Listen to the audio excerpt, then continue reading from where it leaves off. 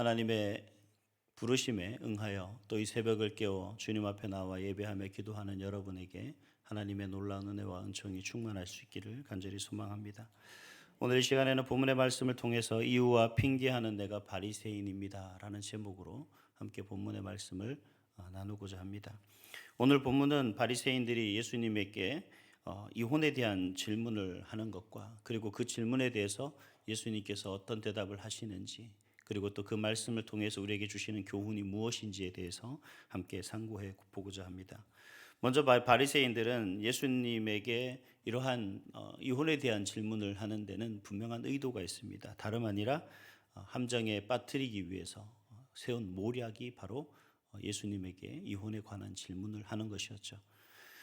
그들은 예수님에게 어느 한 가지를 선택해서 대답을 할 경우, 예를 들어서 이혼하는 것이 가합니까 불가합니까 라고 질문해서 예수님이 어떤 대답을 하든지 간에 함정에 빠질 수 있도록 그렇게 모략을 세웁니다.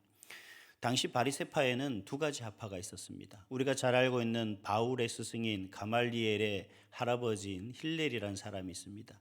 이 힐렐을 통하여서 주장되어진 힐렐파라는 파가 있었고, 그 힐렐파와 좀 다른 주장을 하는 파가 있었는데 샴마이파라는 두 학파가 있습니다. 이 학파가 이혼에 대한 주장은 좀 다르게 합니다. 힐렐파에서 주장하는 것은 좀 더 율법 해석이 다소 자유로워서 이혼을 할 수 있다라고 그렇게 주장하는 파가 바로 힐렐파이고, 반대로 절대적인 성경 말씀대로 간음 외에는 이혼할 수 없다라고 주장하는 파가 샴마이파입니다. 즉 이혼할 수 있다라고 주장하면 그것에 반대하는 샴마이파의 바리새인들에게 지탄을 받을 것이 뻔하고, 또 반대로 이혼할 수 없다라고 이야기하면은 바리새파, 힐렐파인 바리새파에게 지탄을 받을 것이 뻔한 그러한 질문입니다. 더군다나 단순히 이혼할 수 없다라고 이야기하면 당시에 유대를 다스리고 있던 헤롯 안티파스에 의해서 그 당시 헤롯이 어떤 일을 벌였습니까? 동생의 아내인 헤로디아와 결혼하고 또 그것을 비난하던 요한을 죽였던 그러한 인물이죠. 그렇기 때문에 오히려 정치적인 문제까지도 대두될 수 있는 그런 상황입니다. 그 철저한 모략을 세우고 예수님을 함정에 빠뜨리기 위해서 그들이 그런 일들을 했다라는 거죠. 참 이런 모습을 보면 분명히 그들이 바리새인이며 하나님의 말씀을 누구보다도 잘 알고 이해하던 그들인데 왜 하나님의 귀한 말씀 속에서 그들에게 하신 말씀들을 이해 못하는 것일까? 이사야서 32장 8절 말씀에 보면 이런 말씀이 있습니다. 존귀한 자는 존귀한 일을 계획하나니 그는 항상 존귀한 일에 서리라 라시는 말씀이 있습니다. 우리 삶에 있어서 정말 닥대고 악하고 나쁜 일이 우리 삶의 주된 것이 아니라 정말 하나님의 자녀로서 하나님의 영광을 나타내는 그러한 존귀한 일에 서야 되는 것이 하나님의 사람일진데, 참 바리새인들은 어떻게 이렇게 하나님의 사람이라고 입을 자처하면서도 악하고 아주 못된 일들에 대해서 이렇게 참 철저하게 그 지식과 지혜를 사용해서 모략을 꾸밀 수 있을까 하는 생각을 한번 하게 됩니다.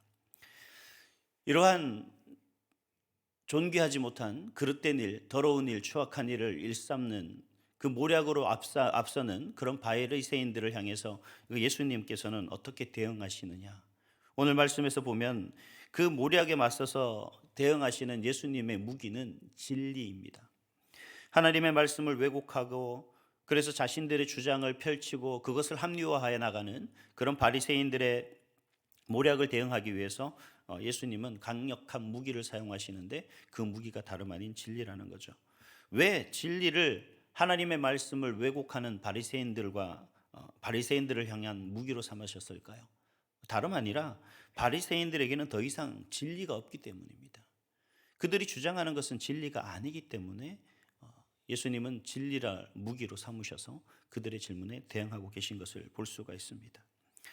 여러분, 진리라는 것은 우리가 어떤 이유와 핑계를 찾는 순간 무너지게 되는 겁니다. 내가 아무리 진리 가운데 섰고 참된 진실함 가운데 선다 하지만 어느 순간부터 그것으로부터 회피하고자 뭔가 이유를 찾고 그 뭔가 핑계를 대기 시작하는 그 순간부터 나는 진리가 아니라 죄의 길에 들어서게 되는 거죠. 바로 이 바리새인들은 그 진리 속에서 예수님을 부인하고 예수님을 부정하고 하나님의 말씀을 왜곡하기 위해서 여러 가지 이유와 핑계를 찾는 순간 그들은 진리 위에 선 것이 아니라 죄의 길로 들어서게 된 겁니다. 그렇기 때문에 예수님은 그들에게 참된 하나님의 진리의 말씀을 가지고 그들을 대항하기 시작했던 겁니다. 바리새인들의 질문에 예수님은 뭐라고 대답하십니까? 하나님의 말씀, 참된 말씀 속에서 창세기 2장 24절의 말씀을 근거로 해서 그들에게 말씀하고 계십니다. 하나님의 말씀이 우선되고 또 하나님께서는 분명 그 말씀을 통해서 하나님이 짝주어진 것을 사람이 나눌 수는 없다. 사람이 그것을 가를 수는 없다라고 그렇게 명확하게 이야기를 하는 거죠. 하나님의 권리를 사람의 권리로서 해결하려고 하는 어리석음은 죄다라는 얘기입니다. 그래서 모세의 규정을 바리새인들이 들고 나오죠. 아니 모세는 그것을 가하다고 했는데 예수님 무슨 말씀이십니까? 그것도 성경 아닙니까? 이렇게 주장합니다. 물론 신명기 말씀에서 모세가 그들에게 했던 그 모든 일들은 모세가 한 규정이 맞습니다. 근데 정확하게 말하면 모세의 규정이지 하나님의 뜻이 아니었다는 거죠. 모세는 당시 이스라엘 백성들 가운데서 특히 당시 여성들이 얼마나 많은 어려움과 아픔과 고통 그리고 경제적인 혼란 속에 빠져 있었는지에 대해서 잘 알고 있었습니다. 무분별하게 이혼을 함으로 말미암아서 여인들이 겪게 되는 그 고통을 잘 알고 있었던 거죠. 그러한 여인들의 고통을 제도적으로 보완해 주기 위해서 그들이 고통과 경제적 어려움과 여러 가지 상황의 형편을 고려해서 제정했던 그러한 형평법이 바로 모세가 제정한 규례입니다. 그래서 이혼 증서를 써서 아예 이혼하게 함으로 그녀의 삶들을 정당하게 또 살 수 있도록 길을 열어줬던 그러한 법이라는 겁니다. 다시 말하면 무분별한 이혼 방지를 위한 제도 장치였지 하나님의 말씀에 순종한 그런 법이 아니라는 겁니다. 그럼에도 불구하고 바리새인들은 오히려 남자로서 즉 남성 우월주의 사상에 빠지고 그러한 율법 중심에 살았던 그들이 자신들의 죄를 합리화하기 위해 세웠던 그런 법들을 오히려 자신들이 지금 현재 참된 그걸 제도화하고 그것이 마침 하나님의 말씀이냐 그 말씀들을 가져와서 그것이 자신들의 이혼하는 것이 옳다라고 주장하는 그런 근거로 삼았다라는 거죠. 참 모렴치하고 그런 부분에 있어서 창피함을 모르는 그런 사람들이 바리새인들이었다라는 겁니다. 그래서 예수님은 그런 바리새인들을 향해서 일침을 날립니다. 오늘 8절 말씀에 뭐라고 얘기합니까? 너희 마음이 완악했기 때문이다. 모세가 왜 그랬냐고?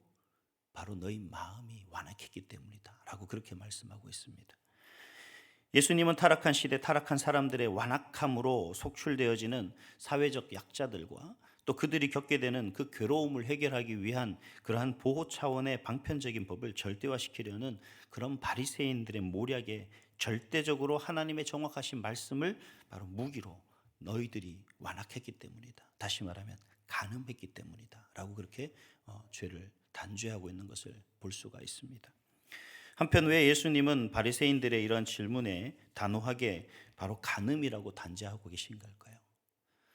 예수님이 이렇게 말씀하신 것에는 두 가지 의미가 있습니다. 첫 번째는 뭐냐면 바리새인들을 향한 비판이었습니다.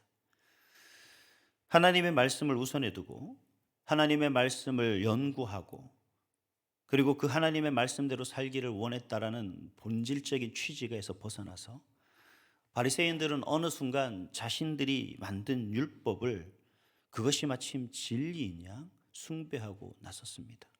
더 나아가서 하나님의 말씀 속에서 자유하도록 하신 하나님의 뜻과는 상관없이 그저 자기들이 만든 그 율법을 제도 속에 세우고 모든 사람들을 그 율법 속에 가두어서 단죄하고 있는 그런 모습들을 볼 수가 있다라는 거죠.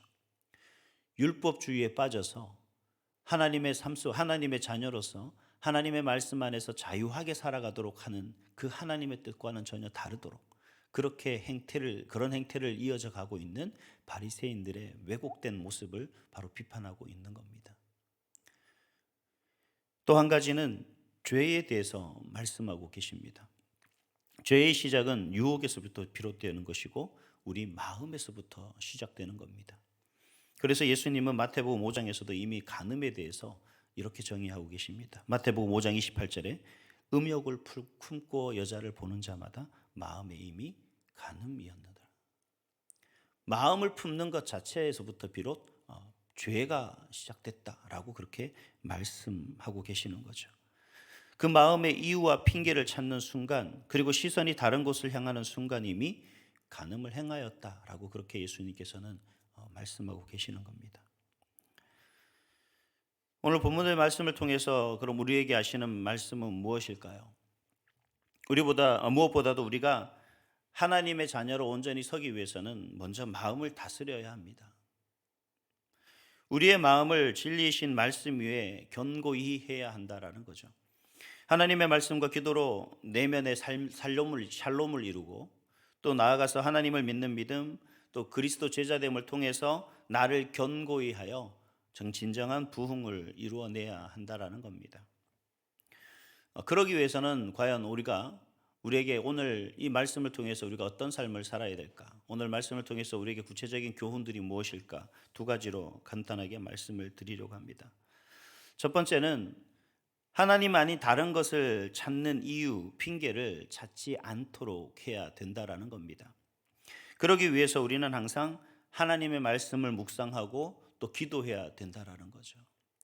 저는 우리 교회에서 정말 가장 자랑할 만한 것이 무엇입니까? 라고 얘기한다면 저 개인적으로 1535 운동이다라고 그렇게 말씀드리고 싶습니다.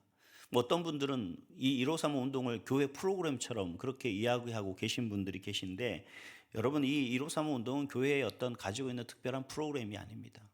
이것은 이를 통해서 자신을 살피고 또 자신의 죄가 아닌 진리에 서도록 죄의 길로 들어서지 않고 참된 진리의 길을 걷도록 하기 위한 하나의 방법이고, 그리고 하나의 수단입니다. 즉 나를 항상 성찰하게 하는 중요한 도구라는 거죠. 그래서 이러한 것을 통해서 내가 하나님 앞에 늘 바로 서고 있는지, 내가 정말 하나님을 향하고 있는지, 내 마음에 이유와 핑계가 아닌 정말 참된 하나님의 진리의 말씀들을 내 마음에 새기고 있는지를 살펴보는 겁니다. 이걸 다른 말로 이야기하면 경건이라고 할 수가 있습니다. 경건이라는 의미가 뭡니까? 이 경건이라는 것은 헬라어로 유세베이아라는 뜻인데, 이 유세베이아라는 뜻의 말의 의미는 하나님을 향한 태도로서의 경건을 의미합니다. 즉 내가 어떤 마음을 가지고 하나님을 향하고 있는가, 내가 어떤 생각을 품고 하나님을 향하고 있는가, 내 삶의 길의 목적이 하나님을 향하고 있는가, 천국을 향하고 있는가, 하나님이 우리에게 약속하신 그 소망을 바라보고 있는가, 아니면 반대로 우리가 세상에 어떤 목적을 두고 세상에 욕심을 두고 세상 것에 마음을 빼앗기고 살아가고 있는가 하는 부분입니다. 그래서 우리는 이러한 시간들을 통해서 뭘 봐야 되면 우리 마음속에 세상이 아닌 하나님의, 그리고 하나님께서 약속하신 그 나라를 바라볼 수 있는 소망을 품고 그 마음속에 늘 굳건하게 하는 것, 이게 바로 경건이다라는 겁니다. 더 나아가서 그리스도의 재림을 기다리며 살아가는 기독교인의 삶의 방식이 바로 경건인 거죠. 그래서 사도 바울은 디모데에게 뭐라고 권면합니까? 디모데전서 4장 7절에 보니까 망령되고 허탄한 신화를 버리고 경건에 이르도록 내 자신을 연단하라라고 그렇게 말하고 있는 것을 볼 수가 있습니다. 그래서 우리가 하나님 말씀을 통해서 항상 나를 자성하고 살피고, 그리고 내 마음이 하나님을 향하고 있는지, 그래서 내 속에 진정한 평안을, 샬롬을 누리고 있는지, 그리고 그 속에서 항상 내 자신을 살피며 진정한 부흥을 통하여서 내가 믿음에 성장하고 하나님 나라 소망이 더욱더 확장되어 가는 가운데 살아가고 있는지를 살피는 것이 바로 경건입니다. 그것이 바로 1535 운동이고, 그것이 바로 내 마음의 이유와 핑계가 아닌 진실한 하나님의 말씀 위로에 서도록 하는 것이라는 겁니다. 바리새인들이 보여준 것은 이토록 편협했던 그것이 무엇인지를 잘 알게 하는, 보여주고 있는 거죠. 그들처럼 잘못된 가르침과 명백히 잘못된 개념으로 행해지고 있는 것, 그런 경건이라고 말하는 그들의 생각, 그게 거룩이라고 말하는 그들의 주장과는 전혀 다른 경건인 겁니다. 바리새인들은 하나님의 말씀보다는 사람이 가르치는 것에 더 비중을 두고 그것을 경건으로 생각했기 때문에 장로들의 유전을 절대적인 권위 속에 세워지고 그것을 철저하게 따라야 한다라고 주장했던 거죠. 153호 운동을 진행하는 것, 성경을 읽고 묵상하고 기도하는 것, 하나님 앞에 감사의 삶을 살아가는 것, 이건 바로 바리새인들처럼 빗나간 신앙 가르침의 경건이라고 착각하지 않게 하는 하나의 우리의 중요한 도구가 되는 겁니다. 바리새인들처럼 진리를 받아들이지 못하고 신앙적 편견에 빠지지 않도록 하기 위한 그러한 아주 훌륭한 도구가 되는 거죠. 하나님의 말씀이고 진리이기 때문에 그 진리에서 벗어나지 않도록 하기 위함이 바로 이러한 것들입니다. 그래서 여호수아는 백성들에게 이렇게 외치죠. 여호수아서 23장 6절 말씀에 보니까 그러므로 너희는 크게 힘써 모세의 율법책에 기록된 것을 다 지켜 행하라. 그것을 떠나 우로나 좌로나 치우치지 말라. 세상의 어떤 관점이 아니라 하나님의 말씀에서 우로나 좌로 치우치지 말라라고 그렇게 말씀하고 있습니다.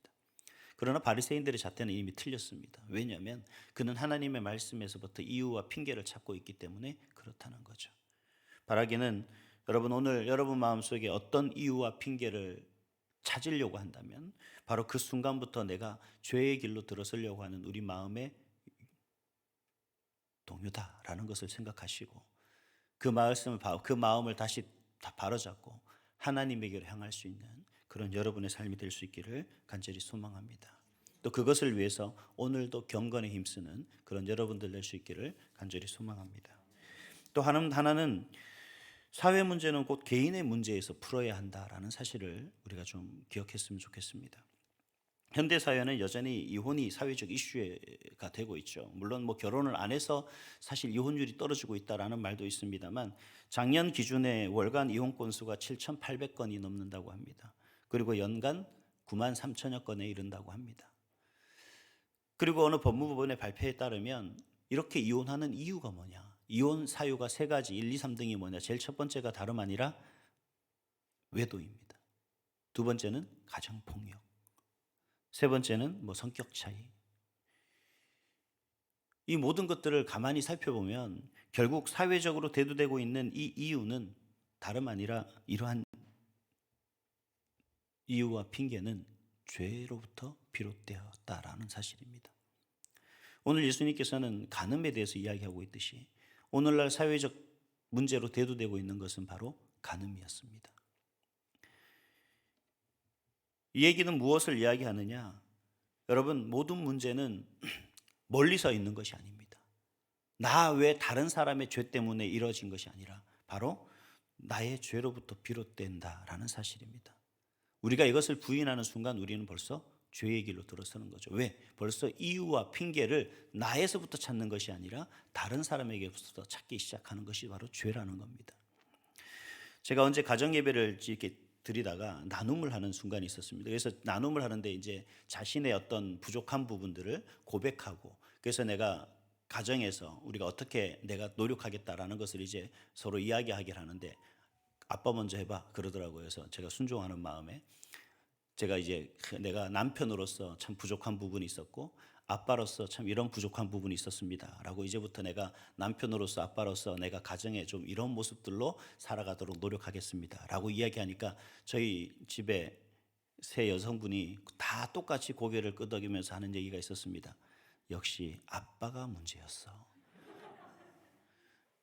그래서 제가 순종했습니다. 그래, 아빠가 문제입니다. 결국 우리 집안의 문제는 저 때문입니다. 많은 우리 어머님들 계시지 않습니까? 여러분들 집에서 가장 문제는 누구예요? 시어머니 아들이죠. 여러분의 아들은, 여러분의 자녀들은 아무 문제가 없습니다. 그래서 저 개인적으로 참 섭섭하고 서운했지만 가만히 생각해 보니까 왜 우리 가정에서 내가 문제일까를 생각해 봤어요. 난 나름대로 최선을 다하는데 뭐 좋은 남편이 되기 위해서 열심히 뭐 나름대로 하고 좋은 아빠가 되기 위해서 하는데 왜 그럴까라는 생각을 하면서 그래 내가 문제구나라고 이제 제 자신을 돌아보기 시작했는데 그런 생각이 들더라고요. 문제를 상대방에게 찾으려고 하니까 먼저 미움이 생기기 시작합니다. 그 다음에 시선이 삐딱해집니다. 그리고 의심이 생기기 시작합니다. 그러다 보니까 뭔가 모를 비난과 비판을 하려고 하는 거죠. 이 문제를 청소를 안 하는 문제를 아빠가 안 도와줘서 그랬다. 가만히 보니까 왜 내가 도와줘야 되게? 이 마음에서 비롯된다면 이제 모든 게 시선이 삐딱해지고 마음이 자기들이 좀 하면 안 될까? 제대로 안 하고 있는 것 아니야? 여러 가지 생각을 하게 된다는 거죠. 근데 하지만 문제를 내게서 찾으려고 하니까 그런 거죠. 야, 내가 소홀했다. 그러니까 내가 반성을 하게 되는 겁니다. 그리고 내가 나를 낮추게 되는 거고 자숙하게 되는 겁니다. 그러니 어떤 일이 생기냐면 충돌이 일어나지 않더라는 거죠. 이해가 되고 참 내가 좀 더 한번 수고를 하면 다른 사람들이 수고를 하지 않아도 됐었을 것을 하는 그런 생각이 들기 시작하니까 오히려 미안하게 되고 또 참 그 부분에 대해서 죄송하게 생각하게 되더라는 겁니다. 그러다 보니 더 사랑하게 되고 그 때문에 더 사랑이 넘치는 그러한 모습들이 되지 않을까 하는 생각을 하게 됐습니다. 그래서 지금도 집에 가서 뭐라 그러면 아무 소리 안 하고 잘못했다 그럽니다. 그냥 시키는 대로 하고 먹으라 그러면 먹고 자라 그러면 자고 뭐 TV를 보다가도 다른 데 보겠다 그러면 알아서 제가 물러나가고 모든 걸 다 뜻대로 하시옵소서. 내 잘못입니다. 여러분 우리 삶에 있어서 가장 문제는 누구라고요? 네, 내가 문제입니다. 이유하고 핑계하는 순간 우리는 죄의 길에 들어서게 되는 거고 그 죄로 말미암아서 서로 미워하고 시기하고 다투게 되고 충돌이 일어나게 된다는 사실. 그래서 결국적인 사회적인 문제는 다른 사람의 문제가 아니라 바로 나로부터 그 문제가 해결되어지면 사회적인 문제는 당연히 없어지게 된다라는 사실입니다. 그래서 우리 가운데 있는 사회적 문제 혹은 가정의 문제는 바로 내가 너무 편협해서 생기는 문제는 아닐까.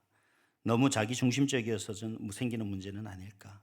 내가 문제인지 아닌지 나를 살필 때 내가 건강해지고 가정이 밝아지고 결과적으로 나와 우리 가정에 샬롬과 부흥이 넘쳐나는 가정이 될 줄 믿습니다.